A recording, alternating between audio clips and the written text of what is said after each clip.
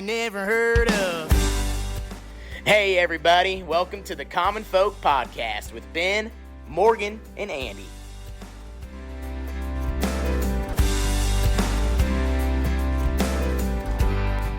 Welcome back to Common Folk. That's right, podcast for the people, by the people.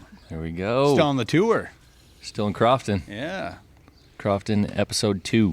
Mm-hmm. Okay, we're going to go chronologically? Yeah, I think so. Is that what they say? Or I don't know. I guess it depends on how you put it out. Maybe this is episode 1 or 3 or No, I like that. I think stories should have a beginning, a middle, and an end, and just stay in that order. Sounds good to me. Sounds good to me. So we're in the Crofton Haymarket. If we put these out in that order, last week we were in the Pulley Museum. Pulley Museum. So now we're in the Haymarket, sitting out back on the patio, legendary patio. Yes. We got a little bit of smoke in the air. It's smelling good. It does. Like if you weren't hungry, you're hungry now. 100%. I'm looking at, in front of me, a beautiful pizza oven. Looking forward to lunch. Yeah, I can hear it crackling. Yeah. Hear the sounds real and everything. deal. Yep. Yeah. Pretty cool. Doug, who we spoke with, and his wife are kind of getting something set up for us here today. So good deal. Having some fun out here. So this afternoon we're sitting down with Jeff and Jolene Steffen. Welcome. Hello. Thank you. Yeah. How are you guys doing? Awesome. It's a beautiful day. It is. Beautiful spring weather. This is probably a needed but maybe not wanted break in the middle of planting season.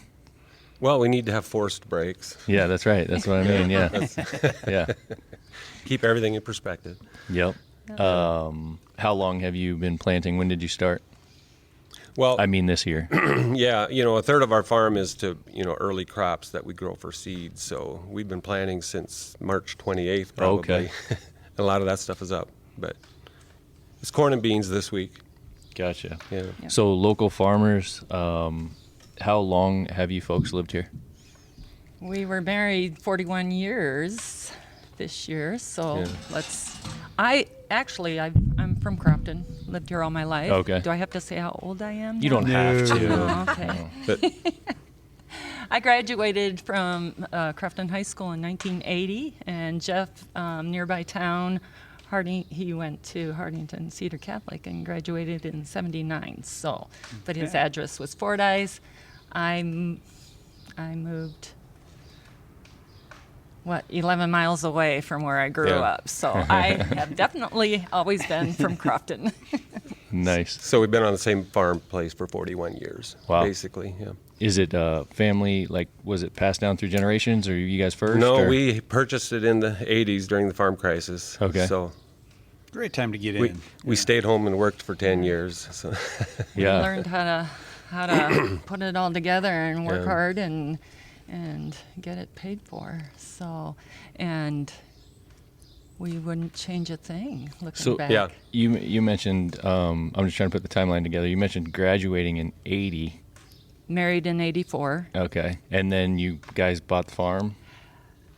It was my brother and I. We purchased the farm Okay. probably like in 1982. 82. Yeah, 82. Yeah. Okay. and then it became a part of a family operation. And I still work with him, but this Okay. farm is ours. Gotcha. now. Yep. Cool deal. What attracted you to that? I mean, how did you decide we're going to be farmers? I grew up on a farm. He grew up on a Well, farm. Okay. No, I wasn't It's sure what we know. I wasn't sure what I was going to do. It was my dream to live along a nice creek with wildlife and everything. Yeah. And then this came up, and And our dream came, Yeah. his dream came true, but we live along a creek with wildlife, meaning it's hard to raise a garden, trees, Yeah. crops with all the wildlife Right, yeah. entertaining it. yeah, So do you guys hunt then? yes, Okay. yeah. Right. So we consume our wildlife also. Right Yeah. on. Yeah, we feel we deserve to eat a Yeah. little venison that We scrapes have- on our trees. And Yeah, there's deer and turkey right on the place. Yep. A lot of times, and we don't eat Yeah. the beaver or the... well, they're You know, part of the the coons. ecosystem. Yeah. Wait, is that good? Beaver? No, I just Can you eat I just that? know we have a lot We of haven't. beaver along our creek But that do you know people eat gnaws a that? tree down when you plant it. I mean, you can eat anything, but yeah. I mean, last night, we were down here last night, and they were talking about putting together some wild game feed or something, and somebody was specifically talking about bringing beaver. Really? Yeah. Yeah, I think Steve Ranella has eaten beaver. Oh, If yeah, you- if you watch he the- has for sure. Yeah. have you had that, Andy? No. But isn't there something with their tail too? Yeah, Okay. That's what It I was- heard. Yeah. Huh. Yeah. I just know their pelts are very valuable. They used to be kind of the pinnacle of the fur trade. and that's when I was a kid, and that was my spending money as we trapped Yeah. creeks. Oh, nice. For mink, muskrat, and beaver, and we still have all those fur bearers, within 100 yards of our house. We Wow. have all the major fur bearers yet. Very cool. Morgan, Go if you want to try beaver, just come on down and you guys can hunt. I mean, I'm not opposed to it. I just wonder how it's cooked. I mean, don't know. anything tastes like chicken, right? If you bread it. They probably taste like to Doug. He muddy would know. water and It's- tree bark. I'm sure it's a dark red. Yeah. Put them on some maple trees before, Yeah. like how you finish cattle. Right. Well, let's talk a little bit about that. You mentioned when you were a kid, trapping and those kinds of things. So let's talk a little bit about how you guys came up. You mentioned growing up around here. Is this where you were born and raised, or did you say Hardington? Or? I was. I'm 5 miles from where I grew up. Okay. But I was in the next school district, Okay. and so I went to school in Hardington. But yeah, right now we're living 5 miles from where I grew up. Did your parents farm? Yes, and the homesteaders that homesteaded this area is just down the road. Okay. Too. So Okay. I mean, there's a lot of history You're there. going to find a lot of Steffens in this area. Yeah. I feel like it's definitely a name I've heard before. Is there are you related to the auction group? Isn't there an auction group that's Steffen's? Steffi's, you're probably Oh, thinking. okay. Yeah, this must be something similar. Yeah. Your guys' name is on the filling station, or it was. Oh, Yes. Yeah. And is that a relative A of distant yours? yeah. Distant, they all come from the homesteader. Yeah. If you look back, they had a big family, and so It's They great bailed history. me out one day. I had a flat tire on the gravel road right outside of town, and they helped me out and got me back. And Nice. Yeah. Nice. So Jeff, when you were growing up, and you said your family was farming, did you help with the family farm? yes, You and your kid, and did you enjoy it, or did you just want to get away from it, or what was the thought for you? I enjoyed it. I didn't know if there was going to be a place for me. Uh-huh. I went to college for industrial business management, and I thought that would probably be the path I would take. But this opportunity came up. This farm came for sale. Mm-hmm. And timing is everything. It Yeah. happened to be the wrong timing, but we made it work. Where'd you go to school? College? Wayne State College, Okay. Wayne, Nice. Nebraska. Wildcats. Yes, So I played a little football there, and All right. too. What did you immediately come back home after college, or did you do something else? I met Jolene the second year I was Okay. in college, so then I was home a lot after that. And I was engaged. We were engaged before I was out of college, so we got married. I graduated from college in '83, Okay.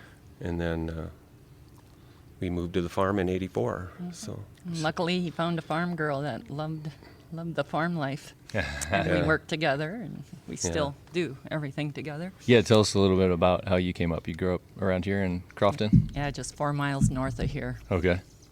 And your family was farmers as well? Yes. Yep. I have 4 brothers that farm in the area. And Yeah. way of life. Yep. So those early years, talking about, there was a farming crisis going on in the early 80s. I saw this sign that just says stuck with me, and it was in a cute little area, a nice little farm right down the road, and it said something to the effect of, behind every good farmer is a wife that has a job in town. Oh, no. Did you have a job in town? I did. I Yeah. worked in publishing and for 10 years. Once our daughter was born in '86, I went part-time.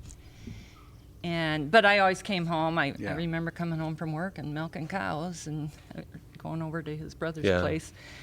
But yeah, I had that job before we got married. and that was the early years. We've been both self-employed Wow. ever since. Yeah.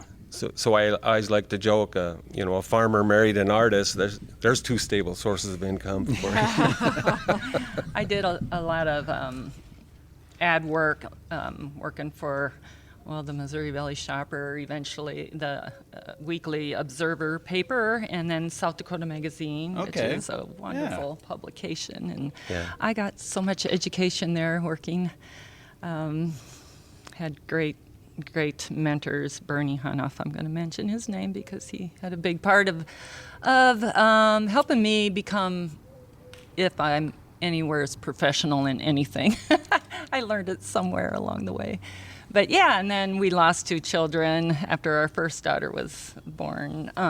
But anyway, and that that's when Jeff just said, how about you focus on your art? And so I quit, you know, my position in Yankton where I worked, and I started painting. And yeah, that's 30 some years ago.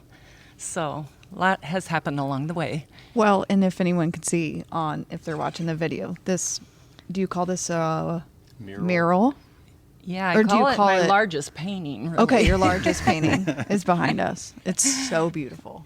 Yeah. I was looking at it earlier when we were setting up, and I was standing back here, and the sun was coming over, and I literally felt like that was actually the sun. So whatever you've Yes. done, like with the colors and the stuff, the way it reflects, totally felt like it was real. It's hard to look at the sun. Yeah, yeah, Yeah. It's super cool.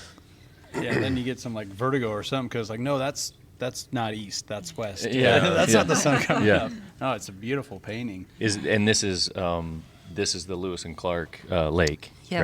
right? Yeah. Mm-hmm. Yeah, when they approached me, I'm not sure how large of a picture they wanted or, you know, mural, but when I saw the whole wall and the whole pizza oven in the background, and then, you know, it's like, hey, Lewis and Clark Lake, this is Yeah. our area. And so I wanted to personalize it all that way and Yep. come up with what it is, I No, guess. it's beautiful, and if anyone's visited this area and has been on this part of the river, you recognize the cliff side, the South Dakota side, right away. You know exactly where you're at and what you're looking at. So. Yeah, I'm fortunate to live close to such a scenic area. Yeah. What I paint is all surroundings, you know. Everything I paint is pretty much a half-hour drive away. Yeah. So when you were a kid, did you help on the farm? Oh, yes. Yeah. Yes. And did you enjoy that, or?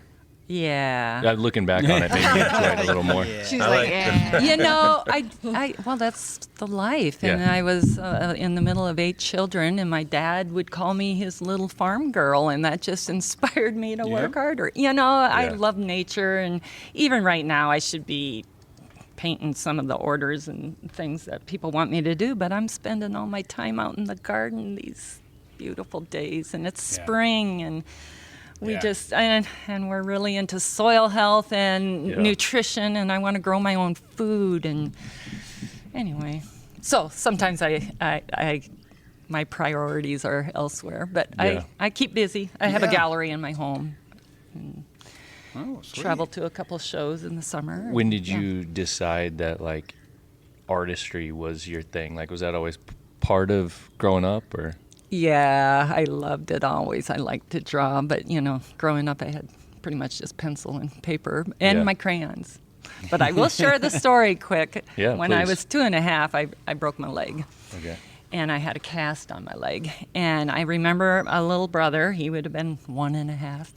He was taking the crayons, and I did not want him taking my crayons, and he'd break them. Well, it was his crayons, too.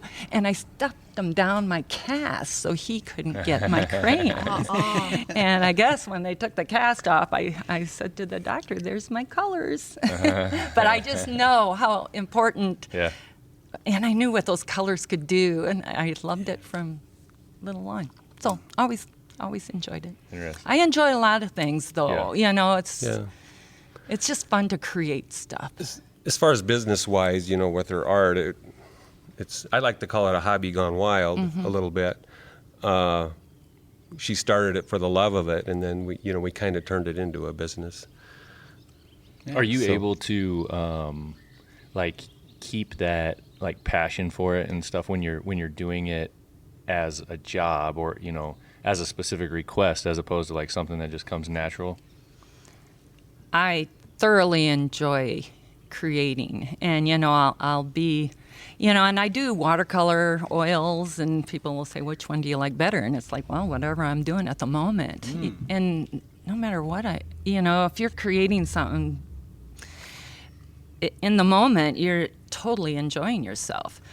The only thing I don't care for is I can't fill everybody's requests. Everybody wants something, and whether it's, paint my barn, my house, my dog, my bridge, my It has to church. excite her before she'll Well, paint it. there's so many things. Yeah. I'm inspired to do a lot, but time. It takes time. So that's my only regret. So was Yeah. this mural, or was this the biggest, or have you done bigger things? No. Normally you just do like paintings? Yeah, I of- paint on canvas and paper Okay. in my home. So this was a large request. Oh, yes. And how long did this Well, take you?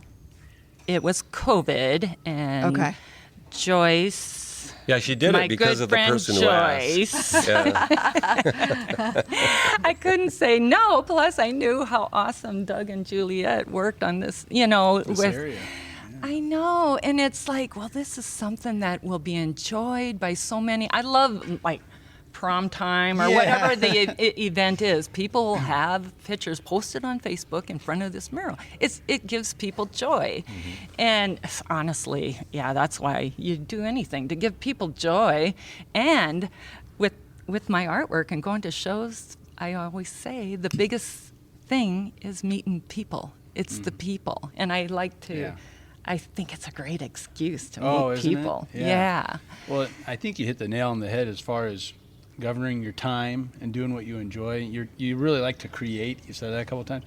Planting a garden or spending time on your yard, that's creating too. Oh, yeah. And Nebraska is one of these tricky states or areas where you get like 4 weeks like this out of the year, in the spring and in Yeah. the fall, where you can enjoy sunrise to sunset, and we're right in the thick of it. So Yeah. get out in the garden, enjoy it. Like I'm on board. I think I'm moving to Crofton. They're gonna Oh, yeah. bunk me up. Hey, Yeah. I, Something. I already said that. So you're moving too? Okay. We have a bunk in the shop. Yeah, we have a guest All house. right. There you go. I think what would make me so nervous about doing something like this, like you go through and you do all this beautiful work, and then I assume at the end you put your signature on it. Yeah. And I would be nervous right there. I'd be like, man, if I mess up this signature after all this work. I started it, and it's like, oh my God, I'm making this way too big, but I was doing Yeah. it kind of in proportion to the picture. It's like my name's really plastered over there in the corner. No, I think you But nailed whatever. it. It looks great. That would be where my head would be like, I've done all this work. This is so great. Now I'm going to screw up this little part right here.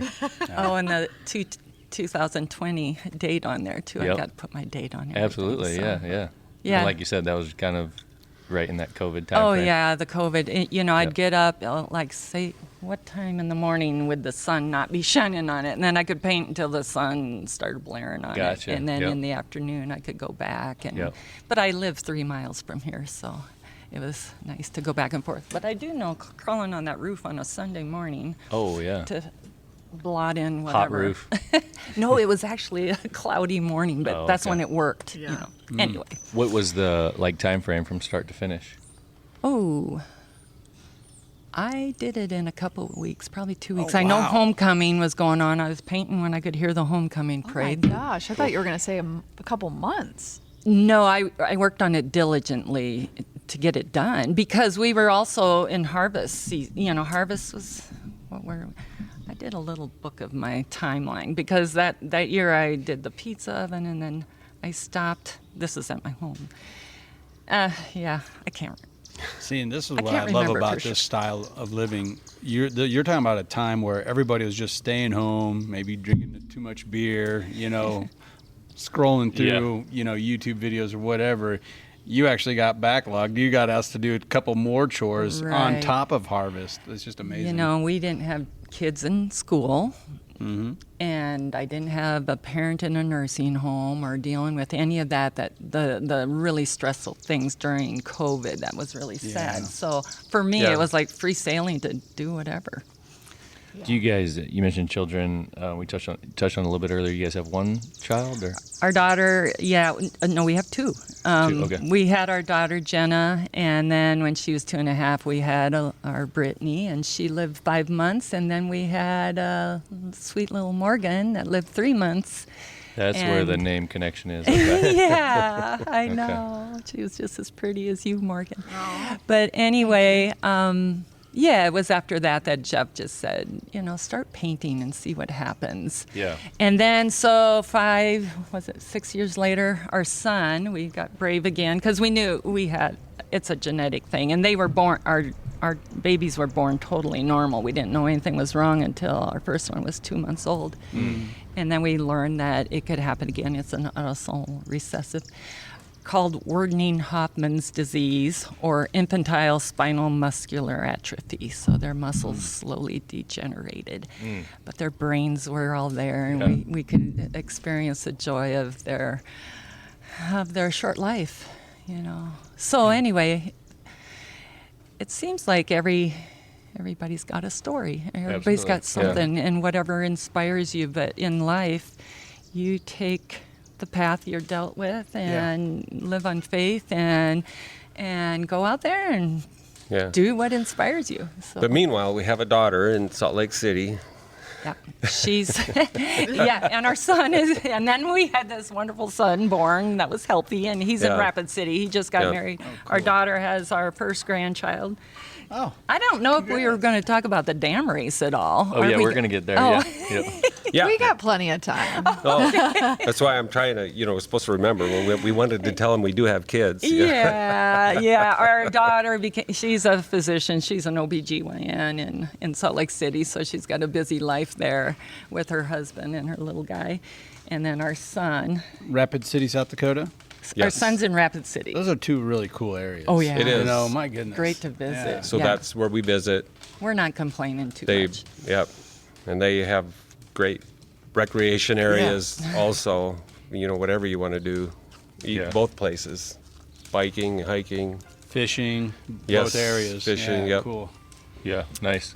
So I want to talk a little bit about the farm and kind of what you guys have going on with that. So today, your operation, what do you guys have there? Is it strictly crops? Do you have livestock? How's that set up?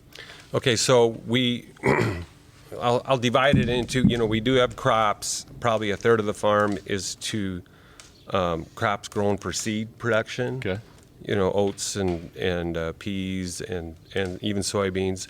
And then we usually have cattle on the farm year round, but we don't own any right now.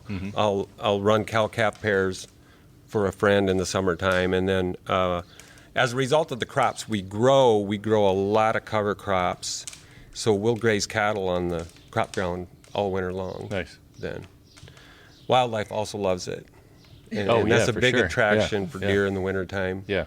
Is the cover crops we have out there. So. How so the farming operation, when you guys started, were you always in like this regenerative mindset, or is that something that's come about more lately, or it's kind of developed over time? Good question. It started as an economic necessity, that I went into no-till and everything and tried to learn everything I could about it. That was over 30 years ago. Yeah. Probably 10 years ago is when it came on our radar. I got involved with conservation statewide and things, and I got to realize that a lot of the things we were doing weren't sustainable, and it kind of led me down the path of how can I farm that's more perpetuate itself. Yeah.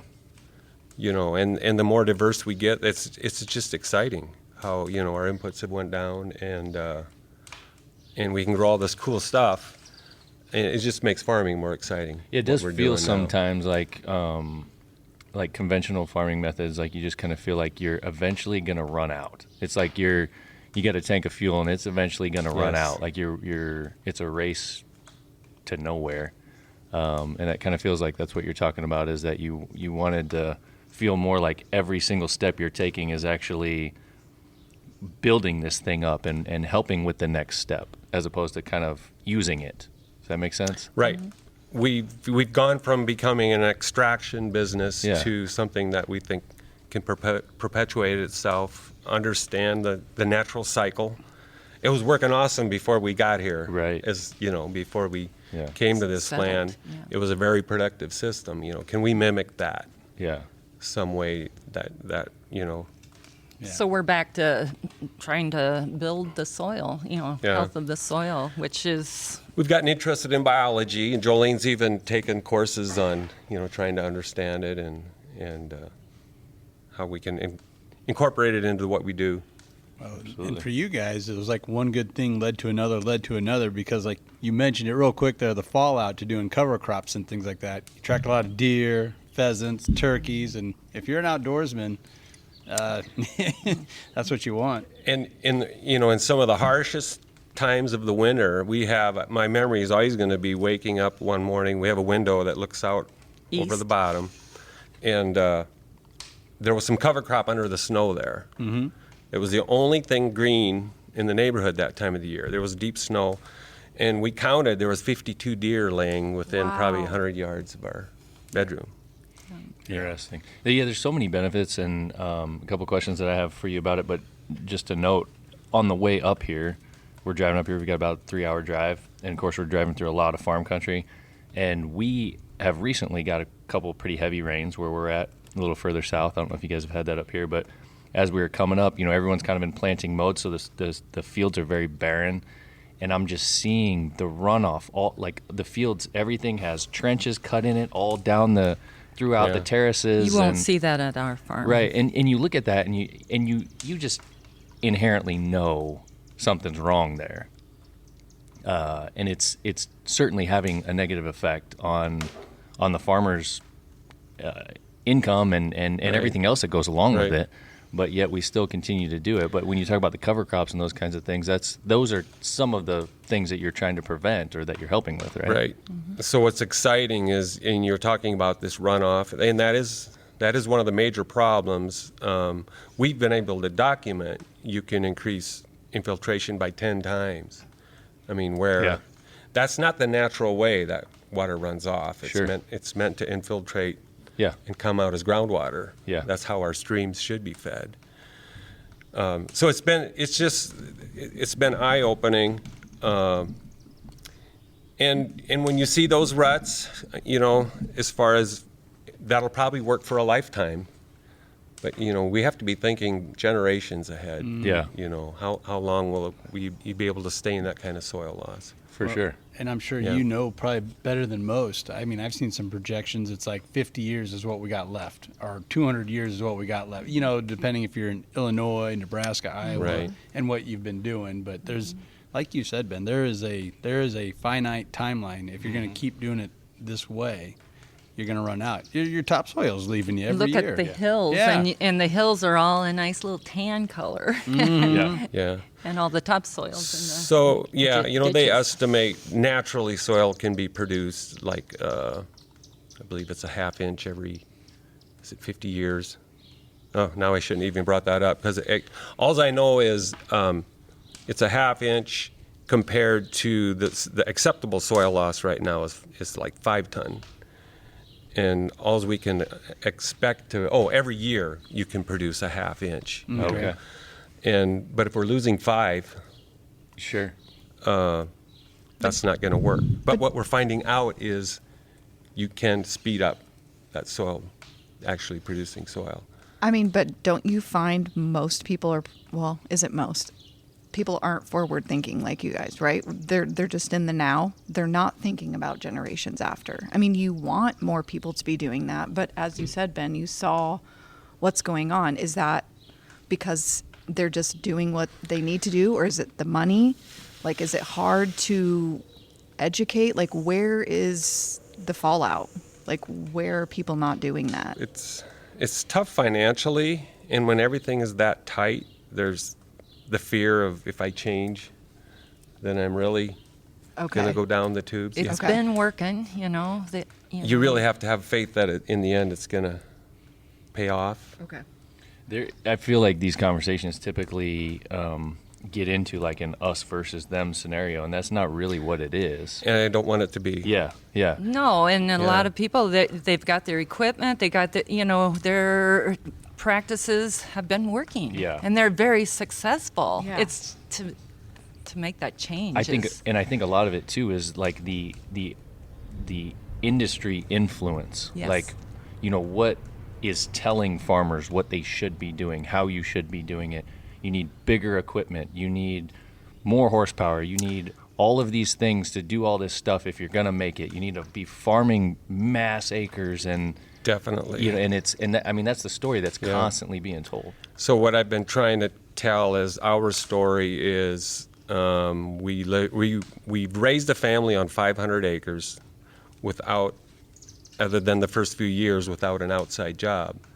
And I've had to the one thing I had in college was business, and I'm trying to document it and go, here's how the numbers work. You have to give back a little bit.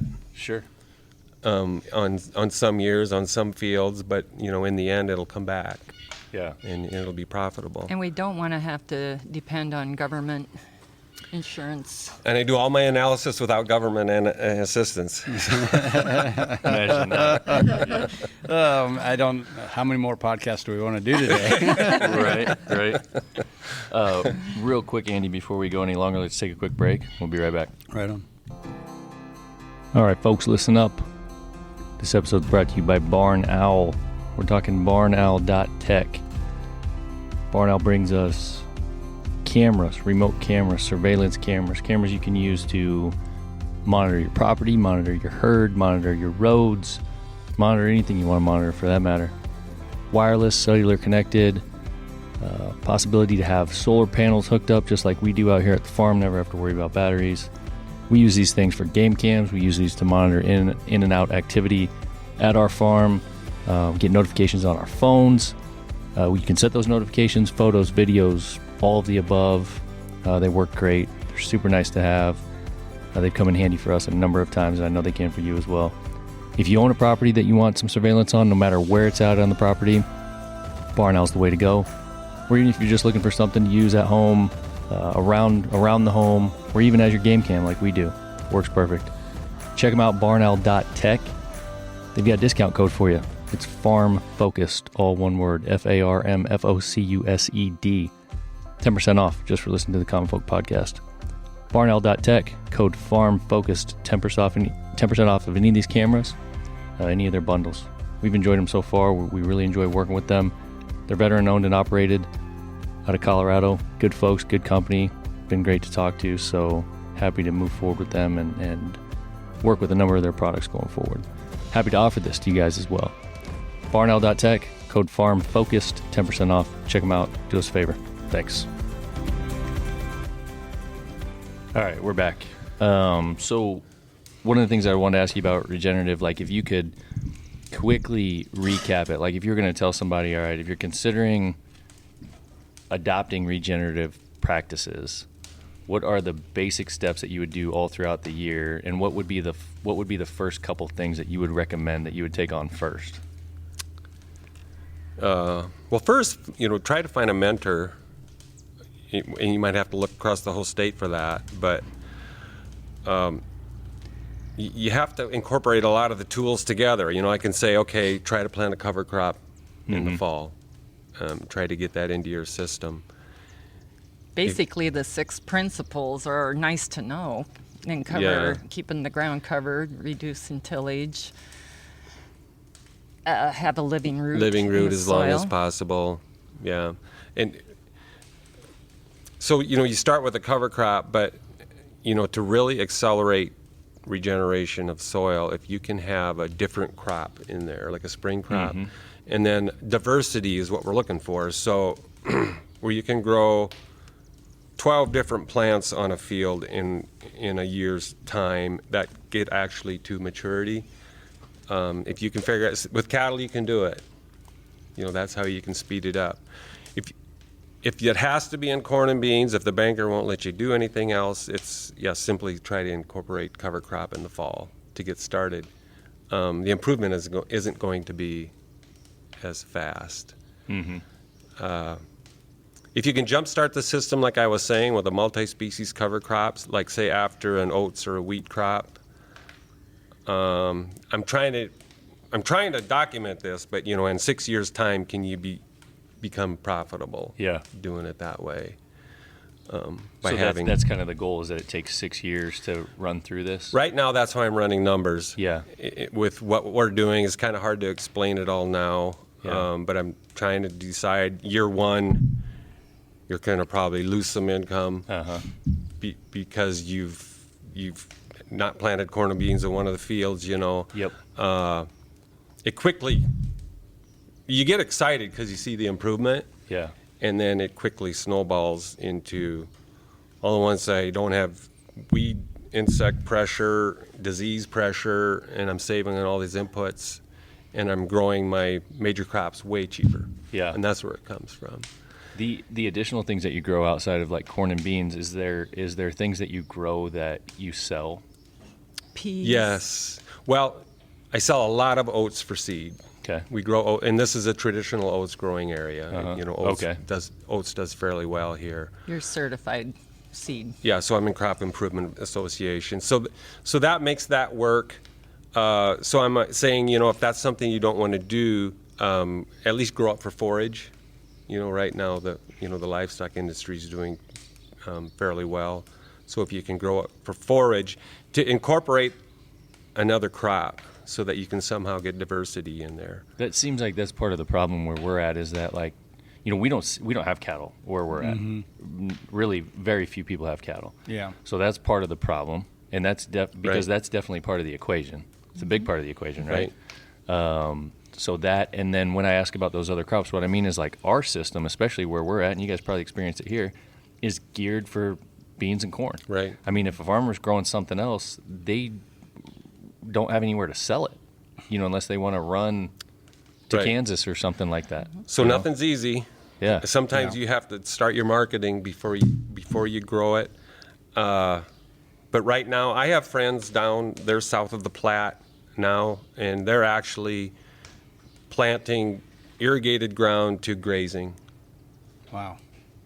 There's where you get your multi-species. Yeah. There's where you get the rumen accelerates the biological Yeah. change. You run Yeah. it through a rumen and you put that back out there, and it's all staying out there. Yep. And that's what they're doing as their extra crop.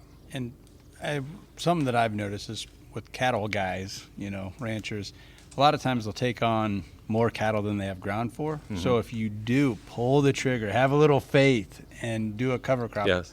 I bet you can find a rancher that'd be like, hey, I could run some cattle on that for you, but you got to take that step, Yeah. and not assume, but maybe hope. Yeah. And there's probably ways to go ahead and forecast for that. Like I said, it's not easy, and you got to get outside your comfort zone Yeah. a little bit. But you have to keep those principles in mind. Kind of keep the soil covered and have the diversity out there and something growing at all time. Like you said, fields are brown now. Yeah. Right. So our farm was almost. You should have went past our place. We might have to. It was pretty much all green. I'm burning some things down this Yep. week to plant summer crops, but. Okay. I've got one more question about that, and then I want to ask something else that I think you guys are passionate about. But one of the things I hear about, you talk about tillage. Like tillage is a big, controversial topic back and forth. Some folks say nope, you don't need it. We've proven it. And some folks say no, I've tried it. There's no way I can farm without it. One of the things that I've heard is, and different parts of the country are gonna, the soils are different, and the rainfall is different, and those kinds of things.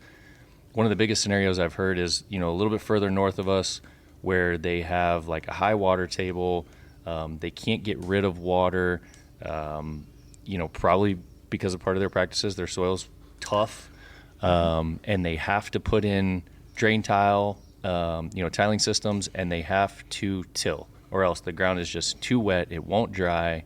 These types of things. Right. What's the scenario there? Are you?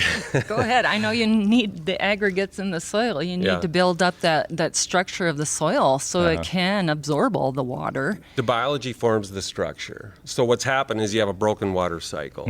So water is not infiltrating down like it's supposed to. Okay, so you're using tillage.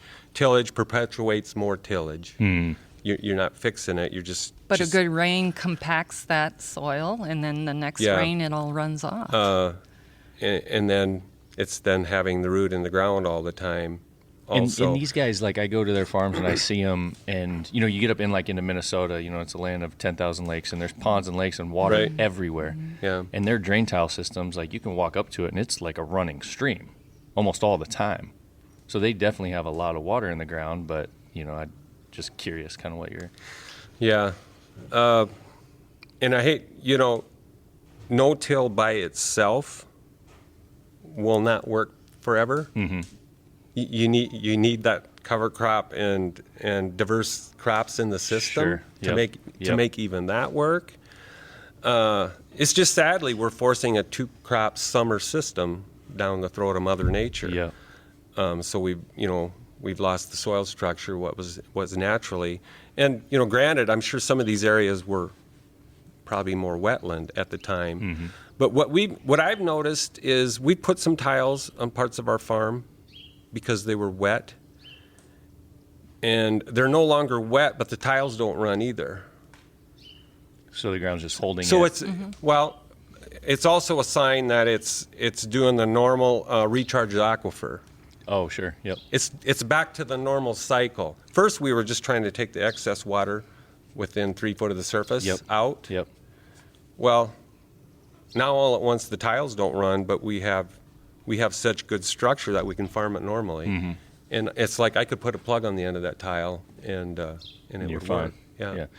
So that takes me to what I wanted to talk to you about next. I think you guys are pretty passionate about water and nitrates in the water system and things like that. Yeah. Tell me a little bit about your thoughts on that, or what you guys are working on with that. Yeah. So that's a complicated subject, Yeah. and I'm on the natural resource districts for that also.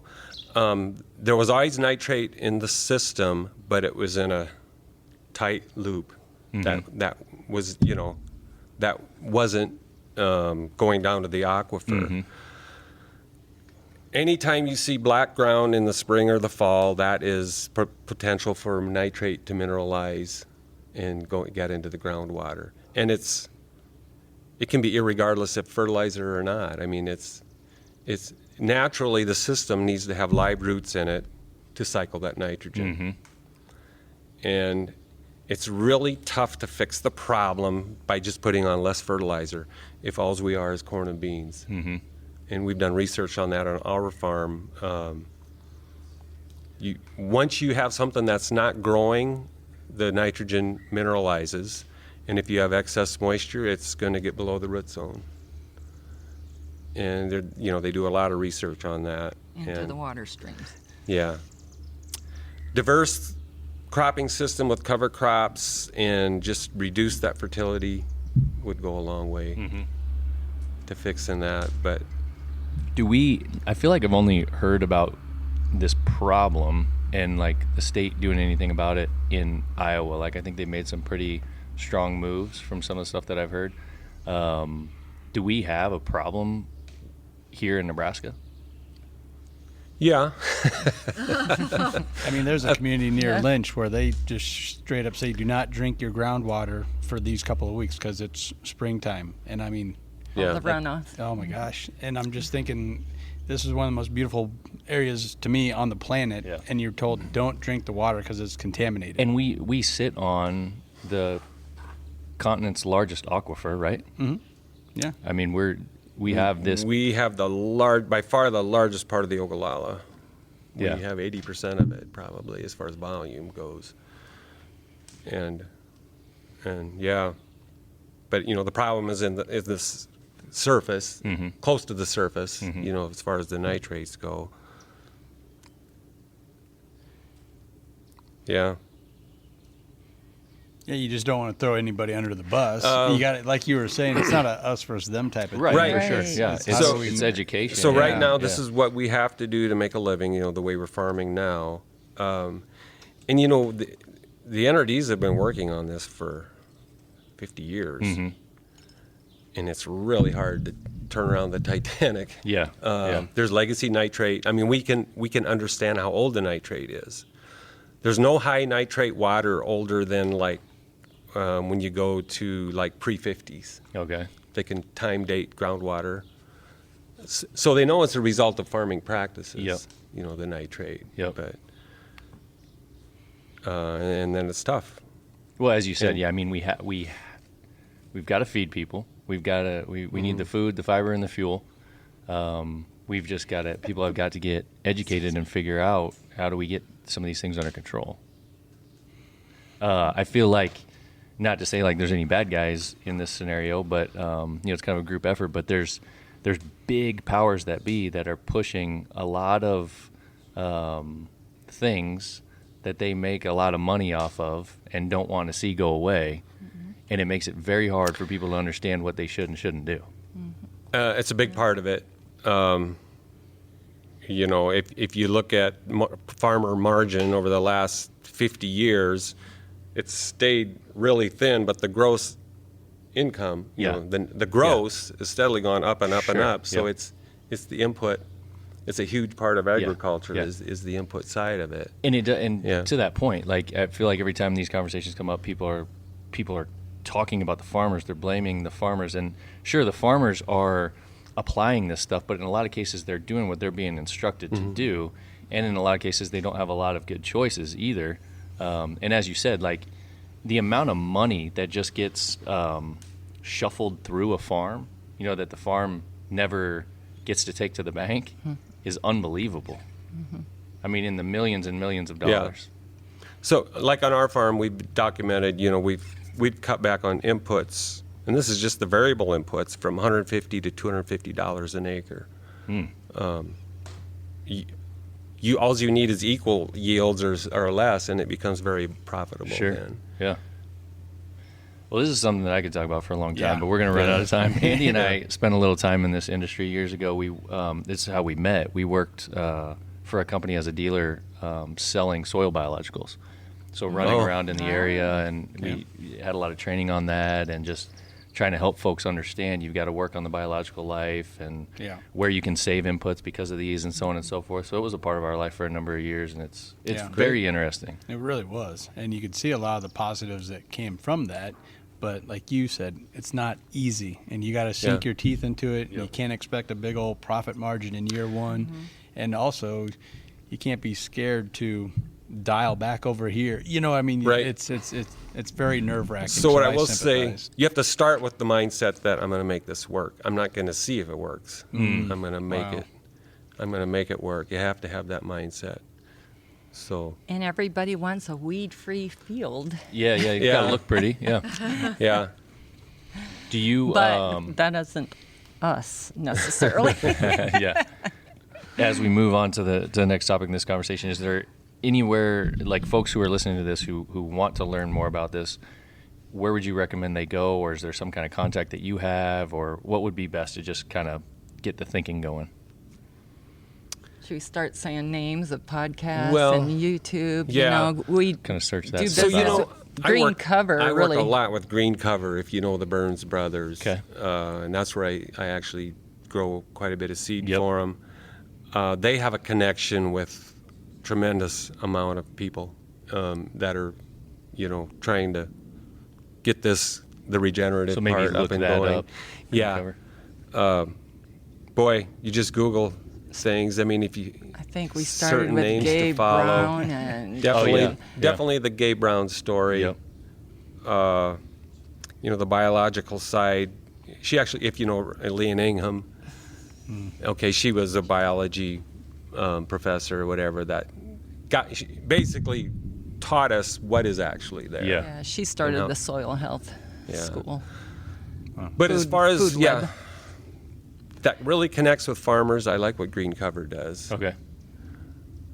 And right now, I should be thinking of The Christine Jones yeah. and the Nicole and your Masters. universities. Is there university? Is there state Extensions. resources? Yeah, for people to check out. Yeah, But universities are still funded. they're very specialized. Yeah. So the universities are very specialized in their research, and it's tough to nail down the system approach. Yep. That way. So they're great to go to learn basic things. But if you can find what Green Cover has is the network of farmers across the country that are seeing success, and he just today he sent me a name of a guy in Kansas that's interested, and they sent him some of my webinars. And hey, if you want to connect with this guy, he's really interested. So it's kind of a nation network that he's kind of started. So that's Green Cover Seed, right? Isn't that what they're called? Green Cover is their name. Okay. And they dropped seed off. But Okay. So just Green Cover now. if you go on YouTube and put in Green Check that Cover, out, yeah. Oh yeah, you'd love to interview them. Yeah, They're it'd be in awesome. Bladen, Yeah. Nebraska. Okay. Yeah. I've definitely heard of them, but not met Yeah. them. Yeah. Cool. Good deal. So moving on to the next topic, we're up here in Crofton. What brought us up here and got us familiar with the area and the folks is the dam race, and you guys seem to be pretty involved with that. Behind us in the camera shot here, folks can see the kayak that you guys built. Is that right? Yep. When It's a kit, but I still put it all together, and It looks it's a great. stitch It's and glue, beautiful. and Yeah. all Yeah. this So you- sanding and finishing and whatever. you guys compete, project. or you guys participate in the event with this kayak? Yeah. So who kayaks? Who does? You do. Jeff does the total Jeff does. triathlon. I do the Okay. triathlon, so Okay. I use this kayak, and then if it works for other people to use it, it depends on the timing. Sure. Yeah. I every 5 participate minutes, on there's a a way. team, so Yeah. my teammate will run the kayak. Yeah. Otherwise, I just do the bike portion. No, that's awesome. Yeah. The kayak Just, started. I think that's the hard part. It started with one of the first years I was in the race, and there's a picture of me in the water with my 11-foot kayak, and all you see is a body sticking out of the water. 'Cause I need something that gets on top of the water a little more. So Yeah, I personally, so last year was the first year we participated in it, and we teamed up, and I did the kayak portion, and I was running one of the, Game and Parks kayaks, oh sure. and I would be afraid to take that thing out because it's a little too pretty. Like, we were playing bumper cars, Oh. we were Oh, yeah. smashing each other. There was some craziness going on. I didn't tip over, so that was good, but It's really tough. That's got a fiberglass hull on it. Okay. It weighs about 45 pounds. Well, one Yep. year my team member flipped it, or he just lost an oar for a Yeah. bit. Uh-huh. Yeah. Sorry. how long have you guys been participating in the dam race? Every year. And how long has it been? We were asking that earlier, but Heidi had walked out of the I think room. we We said thought 8 Heidi years. would know. Yeah. 8. 8 Yes. years. Okay. This is our 8th Oh, 8. year. 8 years. So Yeah, I was trying to remember all the colored T-shirts that I had when I was You have counting 8 them up. different Yeah, colors? 8 different colors. I've been doing it long enough where I've reached another age bracket. Yeah. So Is that like kind of something that you guys have always been into as far as like physical challenges and things like that, or was it just something that came around town and you're like, man, we want to support that?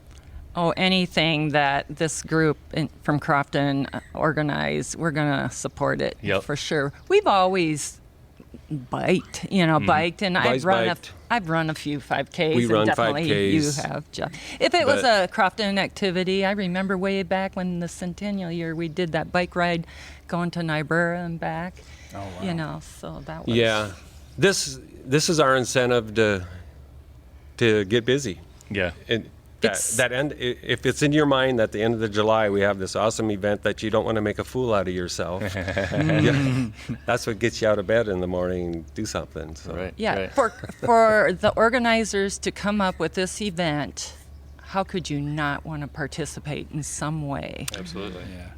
I almost So how feel- often do you guys take this out and practice? Oh, the kayak, not as often We- as our bicycles. Yeah, we have smaller kayaks that we'll actually They're easier kayak to with. haul around. This one's hard to get around. I was going to make So- another one, and that didn't happen Yeah. yet. So, anyway, Yeah, we'd need a trailer. So we don't use it too often, Yeah. actually. That's pretty almost- awesome. But it's there again during COVID, you're just inspired to come up with things, and Yeah. it was Yeah. a good thing to do. But it works good. I mean, I've done enough kayaking in my time to know that it's. Oh, and it's almost like you guys have a nice little nudge here, and being physically fit and jogging, biking, whatever it's good for your body. Period. You get a better life, right? For sure. Right. Standard of living. But then you have these beautiful trails on all these parks, whether it's the park here, Niobrara State Park, it would almost be a crime not to use those trails. And they're just right here for you. So Yeah. I think that'd be a nice little nudge, I think, for a lot of folks. Yeah, we're used to our daughter and son-in-law in Salt Lake City. Yeah. I mean, every street seems like they have a bike lane there. It's it's just such a great culture, You know, and I wish we had more. I like to go fast. I like to get on a road where I can go faster. And it's really tough. There's not enough trails around here. So unfortunately, we do have to do a lot of road biking. We have a like hybrid gravel bikes that they work fairly good on gravel, but Yeah. You mentioned the trails and stuff. That's part of what the dam race is doing, right? yeah. Can you talk about? Do you know much about that? Can you talk about that a little bit? Well, we sure hope so. You get Heidi and Johnny over here, and they'll You know tell what? you what's going on there. But we really need more trails, and to connect the lake to Crofton would be so. The connecting awesome. would, and I know that's hard to do in private country, to get a longer. If you could just make the highways a little more friendly for biking, More of a shoulder, and people aren't looking for cyclists on the road either. But around you know, here. one goal could be if you improve the trails in the parks. Like we can go to Yankton, South Dakota, and we can do 35 miles of trail without. You don't want to see the same thing over and over on the same ride. You want some interest. Yeah. Our bikes But- have radars on the back, lights, and Yeah. you can tell when somebody's coming up on you without turning your head to look around. So we try to be as safe as we can, but we do get on the We highways do a a lot. lot of road biking, Sure. and you need to And know. the gravel roads. You probably where- need to know what you're doing. I'd imagine. Yeah.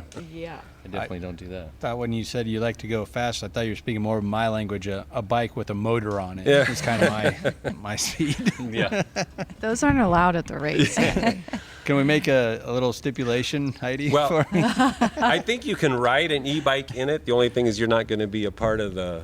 Yeah, I was looking at the website, and it'd be a good time to point folks to that Crofton's with an S damrace.com, and they had the different races you can sign up for, and there was one in here that said Dam Race E-Bike Triathlon. Oh, no. Yeah. What about that's yours, Andy. what about a Harley triathlon? Sportster? You won't get a Harley trophy. Sportster, is that on there anywhere? No? There's no Harley races in here, but And if you could be in front of me and draft me, Yeah, they go real fast.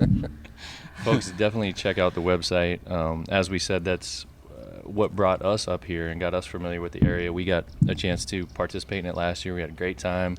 Come down here to the Haymarket, at the end, Yeah. have a awesome Bloody Mary, some cool local beers, some great chicken sandwiches. I mean, just good event. A lot of good camaraderie. If you knew all the families that gathered up their kids and their grandpas or Yeah. whatever that are involved, and they might have a family team, and it's just wonderful to see. So we went through how many years of seeing all these families getting together and having fun. And last year, we were married 40 years, and our daughter in Salt Lake City's like, oh, I just can't come home for just anything, But Yeah. I'm like, for our anniversary, my request is for you to come home and for the dam race Oh, that nice. weekend.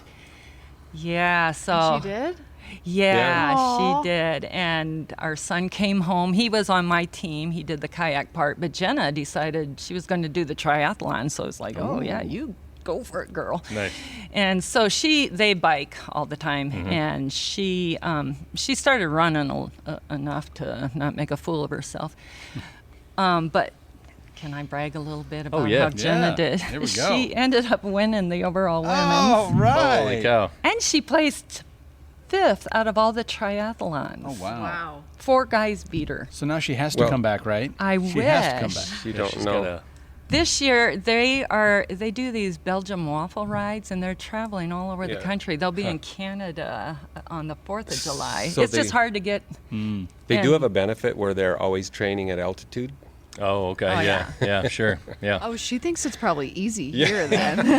Well, Alex Yeah. did the bike portion, but first he rode his bike to Yankton, went to Muddy Mo's for coffee, and then he showed up at the lake, and then he rode into Crofton. Then he rode back to get his son from the babysitter. Rode into Crofton for the race. Yeah, and Yeah. unfortunately, there's not enough competition. So- he did win the bike. So we, portion, but- It's fun when you see family come home Absolutely, for the yeah. event. Oh, that was so And wonderful. when we bike through the summer, well, we'll wear these shirts a lot, so you get people interested then they'll look it up. I mean, from Omaha and everything that Yeah, don't have to swim. yeah, that's the great part. It is. So we, Morgan's sister's husband, so our brother-in-law, he's into these kinds of things. He loves the physical fitness and the biking and the Yeah. challenges and all that. And he's been wanting to do a triathlon all the time, but he just is not a swimmer. And he's like, man, I just can't get out there and do the swimming. Then this came about, so he came last year and competed, did the whole event himself. He did great. I remember I think he placed fairly high. But it's perfect because, like you said, the no swimming, the kayak thing was perfect for him. And you know what? The competition, yeah, that's great. But I love seeing the just participating, just absolutely. doing it. And Yep. and there's well, I'm never going to do the triathlon, I don't think. But I'm amazed at who puts out for the triathlon just to say they did it. Yeah. And they are having fun. There's so many great stories, I'm sure. I just think of Kyle Stevens when he did the kayak part, but he has a disability. He can't do the bike ride. Yep, we heard about him. How awesome is that to Yeah. see him involved? Yeah. Able to participate. And gosh, one year a lady that was how many months pregnant? It's like, really, you're Wasn't doing gonna the stop her. triathlon? Yep, don't stop it. And some of the ages, gosh, I remember the one year a friend of ours was doing a cold turkey coming in there, but he beat the 75-year-old lady that was, and we tease him that, well, at least you beat, Right. so-and-so that Yeah. came to show up and accomplish such a great thing. And honestly, gosh, I just do the bike portion, but along the road, all the volunteers that are handing out water and along the way, that ride goes so fast. Yeah. And you know what I'm talking about. And they just make it so fun. And of course, to get here at the Pulley Museum, it's just, Yep. Did you just bike a it? party. I did the kayaking. Oh, you did the kayak? Yeah, Okay. Yep. My wife did the biking, On our team. Oh, yep. okay. and that was a pretty ran? stout. I was coaching. I helped coach. Who So- ran? Morgan Oh, did, yeah. Morgan. Awesome. Good. I'll look for you this year. Okay. I'll be running Yeah. again. You'll be there. back, right? Yeah. Yeah. Great. And Awesome. the brother's coming back, right? He's Yeah. doing. Yeah, he's coming back Nice. as well. Yep. Yeah, I think we're having two teams. Because Andy and Ashley, are you guys having that, right? Yeah. Well, we'll see. Either way, We're you're planning gonna on be coming here. back. Yeah. Yeah, we like to do this Nebraska ride called Tour de Nebraska, and there it's fun. We're recruiting people there. We like to show up there and then wear our dam race shirts, and then all at once there's other people wearing dam race shirts Yeah. because Yeah. they participated. Yeah. I think you it's guys great. kind of touched on it. Like just the term triathlon sounds really like overwhelming or scary, and I think that's what a lot of people think when they hear about it. But that's not the case. Well- it's pretty low key. It's a lot of fun. There's a lot of camaraderie. They spread it out. You never feel crowded. Yeah, yeah, As far as like if you're running down the road, or especially the biking, it's nothing. Yeah, nobody's ever in your way, really. Yeah, it's not like being in a Peloton. It's Yeah. so organized. Yeah. is very Even organized. other triathlons, I've talked to people that do the swimming part, and they all start at once, and they're all splashing and drowning each chaos. other. Yeah. yeah, yeah. And the kayaks, the heats are kind of fun when they start out. It might be a little crowded, but everybody finds their place, yeah. and it's and there's such good stories. The one year I actually wiped out. It was windy. Yeah. And I forgot my water bottle. I was talking and I was drinking, so much water, so I didn't have all that weight. I was planning my strategy, and then I forgot it. So here I'm on the road going, darn, I don't want to stop. So I was just grabbing the cups as they were going by, and they were having fun doing that, seeing if I could grab it, and I was doing really well until I turned south into Crofton, and there was a wind. And I feel like that's what I was drinking. She's biking water. down the road, tipping a cup of Yeah, glass of yeah. water, And I wiped out right she there. wiped out.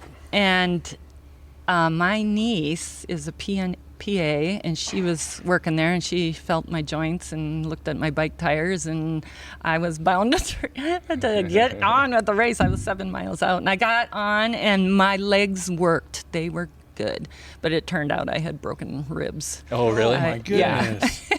And Oh my gosh. but Really? that's one of my stories. One year I got a flat tire, but there's stories along you the way. You powered through and you're coming back. Yeah, the whole the whole rib thing. It's too bad when you're in shape and then you got to lay around for 6 weeks. But Yeah, it happens. anyway, I feel like all these conversations that we're having are all fairly similar in terms of like your guys' mentality when we talk about fitness and challenging yourselves as a human being. That plays into the things that you're talking about the farm fields, and the fitness of the soil and challenging that and working on not the end, not just focusing on the end product, working on everything it takes to achieve that end product, which is your health and which is the health of your fields and your plants and so on and so forth. So I think what I take from it big time is just that mentality of it's a long ride and you gotta get ready for that. You gotta buckle in for that. Yeah. It's not, I feel like I talk about this with Morgan, with our kids. We're such a society of like, we need it right now. We need that end result. If we can't get that end result tomorrow, or if we can't look it up on our phone real quick and get the end result, we don't want it. But all of these things that we're talking about require a commitment and an effort and thoughtfulness, and that's what you guys are doing. It's inspiring to see. It's finding joy in the journey. 100%. Yeah.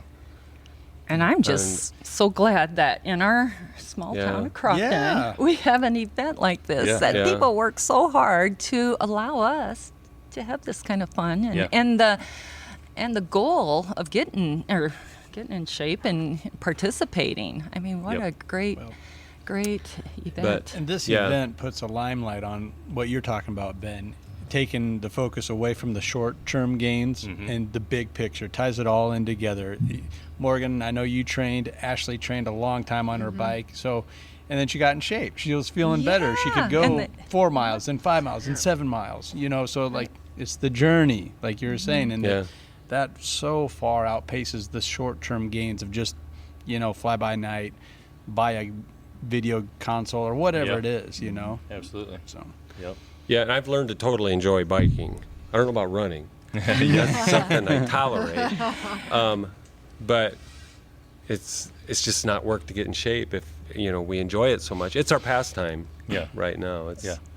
And what's instead great, of a camper, we can just hop on a bike. It's simple. and this is an annual event, Yeah. so you can participate one year and go, well, next year I'm going to work a little harder, or I'm going to get, I'll get these people together, or bring more more in. Yeah. And 100%. I'll coach even harder this year, you guys. Yeah. Wait. you got to Wait. participate. Well, it's been fun speaking with you guys. It's cool to see some of the stories and the faces behind the race, and just locals, and some of the unique stuff that people are doing. We call the podcast Common Folk because we consider people like you common folk. What we say is that we want to talk to regular people that are doing super cool things, and a lot of what you guys are doing nobody knows about, but you continue to do it, and that's the common folk. Those are the people that we're talking to, so we appreciate you guys for sure. Thank you. Thanks. Yeah. Good to meet you guys. You guys got anything else? Any questions or I anything? don't. No? All these smells are happening here. Man, it's about time to eat. Yeah, let's do it. Yeah. You got anything more? No, this was great. Oh, It's so nice to meet you Yeah, guys. thanks so much. Yeah. You guys are a real joy to spend time with. Well, we appreciate you guys. Well, let's get some pizza, man. Let's do it. All right. We'll see you guys. Later.